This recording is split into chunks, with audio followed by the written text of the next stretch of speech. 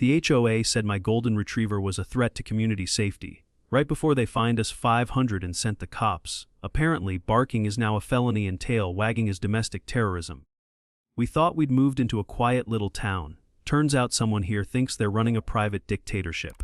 Ever had a neighbor go this far? Let me know in the comments because this story only gets crazier from here.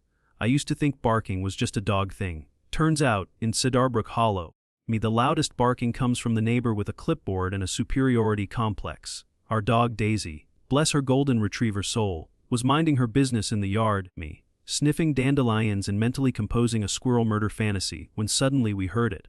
A shriek so shrill it could have cracked patio glass and sterilized a cactus. That animal is a danger to this community, hollered Pamela Drench, our HOA president and local tyrant. From the other side of the fence like she was auditioning for a Broadway role called Lady of Perpetual Lawsuits. Now, Pamela doesn't walk, she marches. With posture so tight it looks like she's got a yardstick duct taped to her spine. She stomped over to our fence like she was leading a HOA SWAT team, waving her binder like it held the nuclear launch codes for lawn violations. Daisy, sensing the crazy, did what any innocent creature would do. She hid behind my wife Linda's legs and looked deeply ashamed for existing. Pamela pointed her trembling finger at our dog like she was identifying a fugitive on a crime show and bellowed again, That beast has 24 hours to be removed or I will handle it myself. And the way she said it, I've heard people whisper threats with more compassion ordering a breakfast sandwich. Now I'm not one to escalate, especially when dealing with a woman whose sense of justice comes laminated, color-coded, and 3-hole punched. I calmly offered to show her the official city paperwork authorizing Daisy's existence. But Pamela snorted like a disrespected war general and replied, I have lived here for 15 years. I know the rules. Apparently, her birth certificate doubles as a legal precedent. My patience was hanging by a dental floss thread, but Linda remained silent, observing Pamela like she was scanning a hostile species. Later she'd tell me, I was just trying to figure out what medication she forgot to take. And then came the cherry on the unhinged Sunday, a thick red envelope stabbed into our front door like HOA Excalibur, with the word violation, written across it in letters so aggressive they practically screamed. Inside a $500 fine and an ultimatum that smelled like it was written with spite and a thesaurus. Daisy looked up at me with her innocent eyes like, did I poop on the Declaration of Independence or something? I stood there in my pajamas holding this bureaucratic death threat, thinking, either this is an elaborate prank show, or we just moved into a dictatorship run by a woman who irons her socks and files restraining orders against sprinklers. What happens when the HOA queen tries to bulldoze the wrong dog-loving couple? Let's just say, she's about to find out why our mailbox has backup cameras. Pamela's front yard had more rules than Congress. It looked like a botanical crime scene where every blade of grass was cross-examined for improper lean. I swear she had warning signs taped to her tulips. No loitering, no blooming without HOA pre-approval. Still, I tried. I showed up with Daisy's city registration, vaccination records, and even a photo of her shaking hands with a toddler. But Pamela looked at my paperwork like it had personally insulted her mother. I am the paperwork, she said, with the same confidence as someone announcing they invented oxygen. Apparently, in her mind, 15 years of HOA attendance grants you constitutional authority and the power to override licensed animal control. I told myself to stay calm.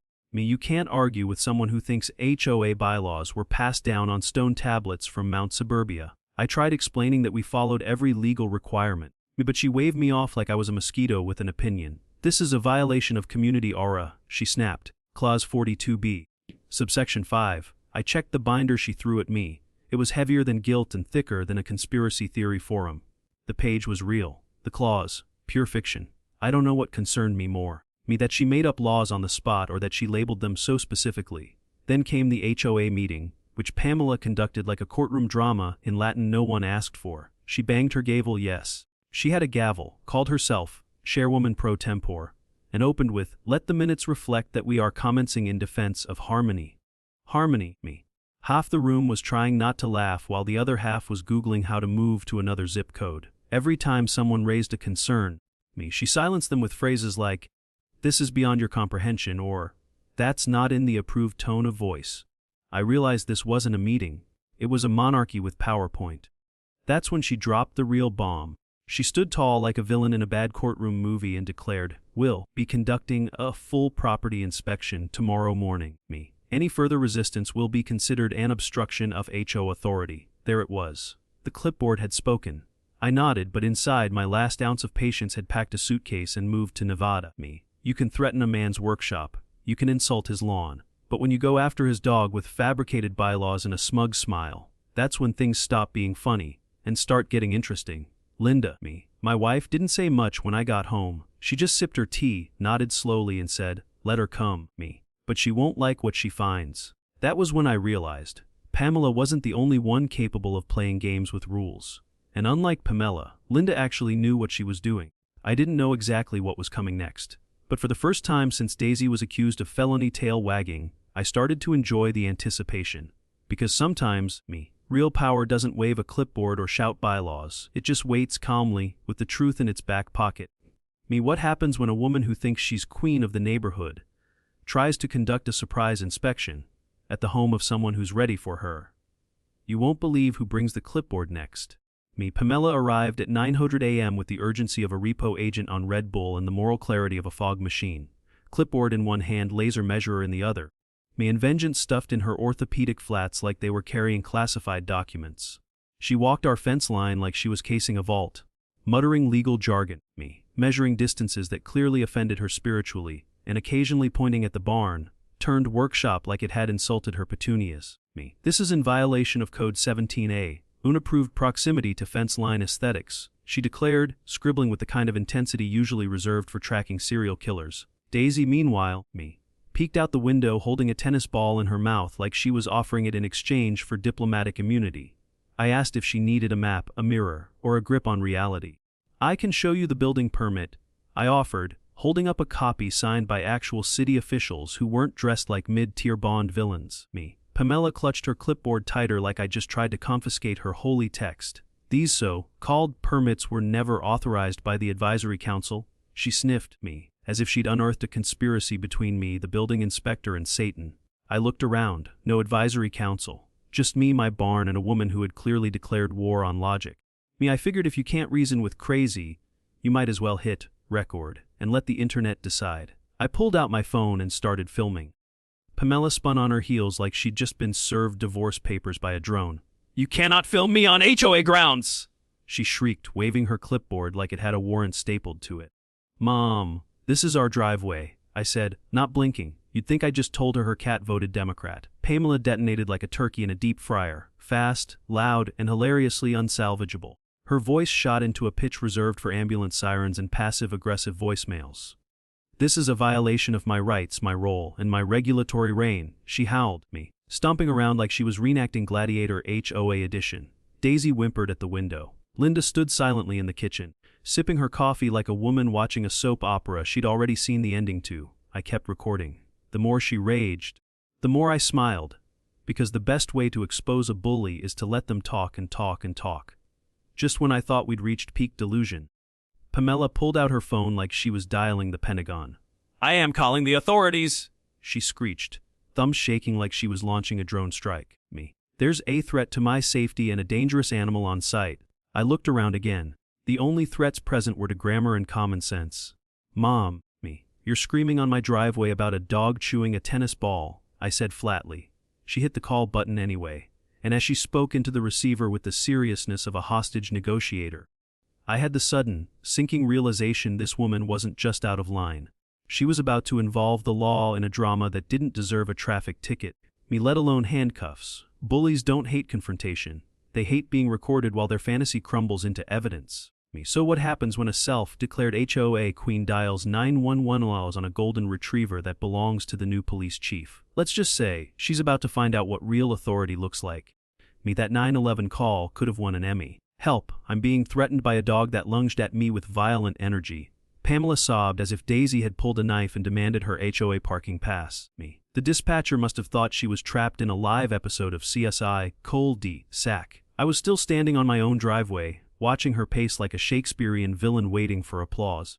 Daisy blinked once and rolled over to show her belly, committing the terrifying act of being adorable while golden. The cruiser rolled in like backup had been called for a riot, not a retriever. Officer Donnelly stepped out with the cautious energy of a man who once got sued for mistaking a Halloween party for a hostage situation. "Sir, we got a call about an animal attack and potential domestic disturbance," he said, eyeing the property like it might bite. Before I could speak, here came Pamela, me, strutting like she'd been cast as the neighborhood's tragic heroine. That dog should be put down. That woman allowed it to attack me. I demand arrests and restitution, she declared, me eyes wide with fabricated trauma. Daisy let out a yawn so big it looked like she was trying to inhale the drama. Donnelly blinked twice, me, then cuffed Linda with all the enthusiasm of a man writing his own resignation letter. Sorry, Mom, just protocol. We'll sort it out at the station, he said, me trying not to look directly at the HOA hurricane still raging 3 feet away. Pamela crossed her arms with the smugness of a villain in the final act who thinks they've won. Justice has been served, she whispered, like she'd personally restored balance to the universe. I looked at Linda, calm as always, like she'd been planning a checkmate while the rest of us played Go Fish. Me. Before she got in the squad car, Linda gave me a look, cooler than iced tea in Texas and twice as loaded. I'll explain everything downtown, she said with a tight smile that told me this wasn't the end. It was the beginning of Pamela's worst day. Her confidence didn't just unsettle me, it excited me. I wasn't sure what Linda knew or what she was planning, me, but based on the way Pamela was practically humming with self-congratulation, I knew this ride wasn't going to end where she thought it would, me. I sat at our kitchen table like I'd just watched a soap opera filmed in my driveway. The adrenaline had nowhere to go, so I did what any man would do when his wife is arrested for pet ownership. I started printing every permit, time-stamped email, and document that could turn our life into a courtroom thriller. But none of it settled my nerves the way I thought it would. Not until I remembered something, me. Linda hadn't just been calm, she'd been in control, like a woman who wasn't walking into a trap, but letting someone else set it for themselves. Some people use rules to bully their neighbors, me, but others carry a badge and let the bully's hand deliver their own consequences, with a smile and a pen. So what happens when the woman you had arrested for owning a dog walks into the police station as your commanding officer? Stick around. Pamela's about to meet the boss. Officer Donnelly looked like he'd just realized he'd tasered his own mother in front of a live studio audience. Ma. You're the new chief? He stammered, pupils dilating like someone who just remembered where they left their career, under a bus. Linda, handcuffs still on, me, calmly reached into her purse and pulled out her badge like it was a royal flush at a very awkward poker game. The air in the room changed. Me Donnelly's face melted faster than ice cream at a 4th of July barbecue. I didn't know. They didn't tell me, he whispered, sweat visibly reconsidering its life choices. Me. Dispatch didn't help his case. When he radioed in to confirm her identity, the voice on the other end sounded like it was trying not to laugh. Yes, Officer Donnelly, me. Chief Carter was supposed to be sworn in this morning. Did something happen? You could actually hear the moment he realized the answer was yes, and it was dumb. Donnelly blinked like he was counting how many HR forms this was going to require. Meanwhile, Linda gave him that patient teacher look, somewhere between bless your heart and you're going to need a lawyer. Linda sat down like she owned the place, because she now technically did, and asked to see the HOA complaint history. Donnelly handed over the laptop like it was covered in regret. What unfolded was a horror novel written in passive-aggressive font, 13 complaints, all from Pamela, all ranging from petty to pathological. Unauthorized holiday lighting, unlicensed sidewalk chalk, children making joyful noises after 3 p.m. One entry even accused a neighbor of running an underground hot dog operation, which was later discovered to be a backyard barbecue. Donnelly scrolled with the slow horror of a man discovering his own name on a lawsuit. That's when Officer Brooks walked in, coffee in hand, only to stop mid-sip as the screen lit up with complaints like a bingo card from purgatory. Mom, she called 911 over a birthday party balloon. He asked, mouth open. Me. She said it represented a threat to neighborhood aerial stability. The silence that followed was sacred. Even the fluorescent lights seemed embarrassed. Brooks just nodded like a man who'd seen too much and aged 10 HOA years in 1 second. He looked over at Linda and said, permission to crawl into the evidence locker and pretend this day never happened. Linda stood up, brushed off her blazer, and closed the file like a judge delivering a sentence. I think we've established a pattern of harassment, abuse of public services, and false reporting, she said calmly. Now it's time we pay Pamela a professional visit. Brooks winced. Donnelly looked ready to write an apology in skywriting. But I knew that look in my wife's eye. Justice was no longer coming. It had clocked in, brewed coffee, and was holding a clipboard of its own. Give a narcissist a clipboard, and they'll try to annex the zip code. But give the right person a badge, and they'll annex the truth with interest in a paper trail. Pamela doesn't know the neighbors have started watching and recording. What happens when karma knocks, loud, legal, and wearing aviators? You'll want to see this. She strutted past our mailbox like she was leading a parade no one RSVP'd to, chin high, blazer stiff, and clipboard held like a royal decree. The irony, me. Half the block was watching her with iPhones aimed like they were filming a wildlife documentary. And here we observe the North American HOA Karen in her natural habitat. Confident, delusional, me, and completely unaware she's about to go viral. If smugness had a soundtrack, Pamela was humming it. What she didn't know was that Linda had just laced her entire delusion with legal dynamite. Linda's voice cut through the arrogance like a badge through butter. "Mrs. Drench," she said smoothly, stepping into frame like she'd been waiting for this cue. "Allow me to introduce myself properly." Pamela's face did a full Windows shutdown. "I'm Chief Linda Carter, your new police chief, and the woman you tried to get arrested over a golden retriever in a lawn chair." You could hear a porch swing creak from 3 houses down. Pamela's mouth opened, but no words came. Her eyes darted to her phone, her lifeline to imaginary influence. That wasn't a call, it was the calculator app and a fantasy held together by desperation. "Yes, Mayor. It's urgent, me. I'm dealing with a rogue officer who's threatening HOA integrity," she said into the screen like it owed her backup. Meanwhile, neighbors were now gathering like they smelled fresh, baked justice. "Drench it!" Someone shouted, and the laughter that followed echoed down the cold D-sack like freedom bells. Even the squirrels looked amused. Pamela, flustered and surrounded by camera lenses, tried pivoting her body like shame couldn't catch her from a different angle. Phones were out, eyebrows were raised, and karma was on speakerphone. Pamela, desperate to reclaim control, called the station again. "There's a woman impersonating law enforcement in my driveway," she told the dispatcher, voice shaking with righteous delusion. And then came Brooks. "Yes, Mom. That's your police chief, Good luck." The silence that followed could have powered the national grid. Pamela stared at her phone like it had turned into a resignation letter. Chief Carter didn't step forward. She just let the silence do it for her. "Mrs. Drench, you filed over a dozen false reports, harassed your neighbors, and tried to turn community guidelines into a dictatorship." Pamela clutched her clipboard like it was a flotation device in a courtroom tsunami.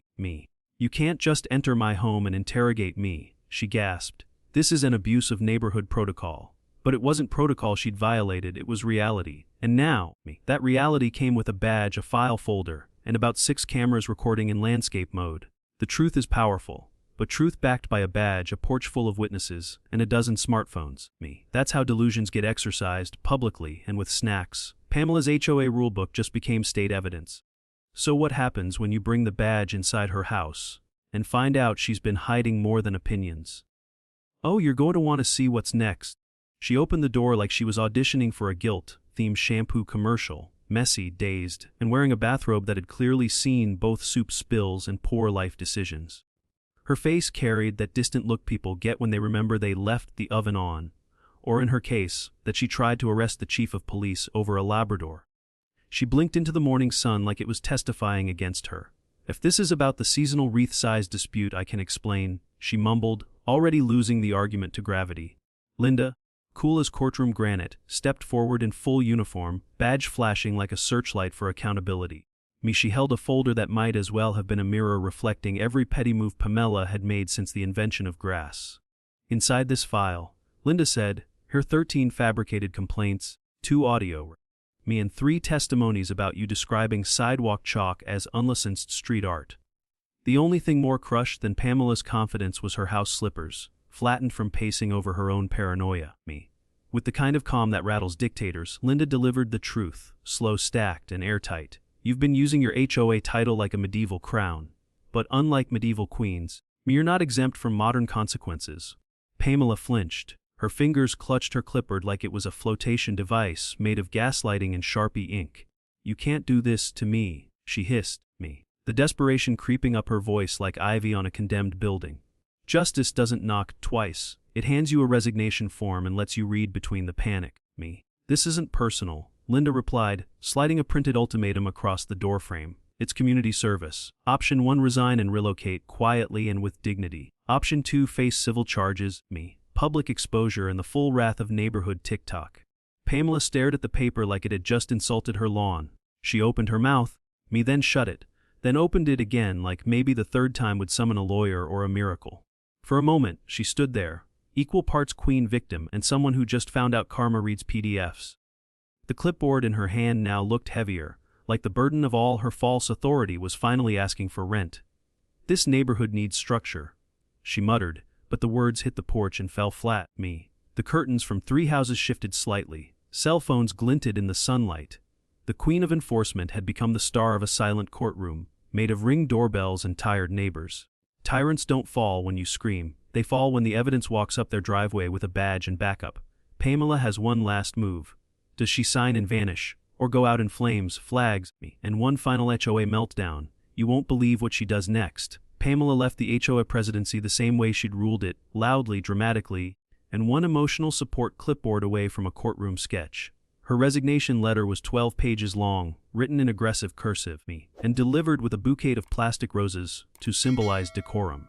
She claimed it was her decision, her timing, her moral victory, but the truth limped out behind her like a dented mailbox. When she moved out, the only sound louder than her SUV's squeaky shocks was the neighborhood exhale that followed her departure. She left behind 147 laminated rule signs, a box of expired citations, and a handwritten note that read, "This community will crumble without me." Turns out we crumbled just fine. Within a week, lemonade stands sprouted like spring dandelions. Dogs played fetch without legal counsel. One neighbor even hosted a birthday party with balloons and music. No sirens, no threats, no citations. It was like someone had lifted the lid off a simmering pot of joy. I walked Daisy past the old HOA clubhouse and nearly cried when I saw sidewalk chalk spelling out, "Welcome back normal." Even the lawn gnomes seemed more relaxed, and the best part, no one had to check bylaws before tying a helium balloon to a fence post. Linda and I sat on our porch most evenings like we were aging into peace on purpose. Daisy, now a full-time neighborhood mascot, snoozed beside us with one paw on her tennis ball like a queen guarding her scepter. The sky painted itself in soft orange and gold, and for once, nobody was recording us or filing complaints about atmospheric brightness levels. Any more secrets I should know? I asked Linda, mostly joking, partly hopeful. She sipped her tea and grinned like a woman with one last card to play. "Only that I made Officer Brooks rewrite the department manual," she said, in Comic Sans. I nearly spit lemonade through my nose. He said it was a hate crime against fonts, she added, smiling with zero remorse. Turns out justice doesn't just wear a badge, it sometimes wears Crocs and has a twisted sense of humor. Linda had gone from HOA target to town legend, and not once did she raise her voice. She just raised the bar, and lowered the nonsense. But the final twist came at the neighborhood meeting, our first since Pamela's departure, and the first that didn't involve shouting or baked good regulations. We held it under the park gazebo, where someone had removed all 14 quiet zone signs. The vote was unanimous. The children presented the name on a handmade banner: Chief Daisy's Bark and Order Garden. The entire crowd erupted in laughter and claps, and Daisy barked once like she understood the honor. For the first time in a long time, it felt like we weren't just living here. We belonged here. As the sun dipped low over Chief Daisy's Bark and Order Garden, I looked over at Linda, my wife, my calm in the chaos, and apparently my local police chief, and realized something I hadn't put into words until that moment. We didn't just win back our peace, we earned it. One bark, one clipboard, and one unhinged HOA tyrant at a time. We'd taken our community back from fear and turned it into a place where common sense and kindness could finally stretch their legs. And the best part, we didn't have to scream, threaten, or stoop. We just had to outlast the noise, stand firm in the truth, and know when to hit record. Because in the end, this story wasn't just about a dog, a power-drunk neighbor, or even an HOA gone rogue. It was about what happens when everyday people say, "That's enough," when reason finally outsmarts rage, when integrity finally outvotes intimidation, and when the quiet folks on the porch, the kids with chalk, and the dogs with wagging tails, finally get to live the life they were told they had no right to enjoy. So if this story made you laugh, nod in agreement, or remember your own battle with neighborhood nonsense, let us know in the comments. Smash that like button to support stories that say something real about justice, community, and standing your ground without losing your mind. Drop your wildest HOA story below. We know you've got one. And don't forget to subscribe, because we've got more stories just like this coming your way. Real people, real stakes, and the kind of poetic justice that wears Crocs and means business. Thanks for watching. And remember, when someone tells you to sit down and be quiet, stand up and bring a tennis ball.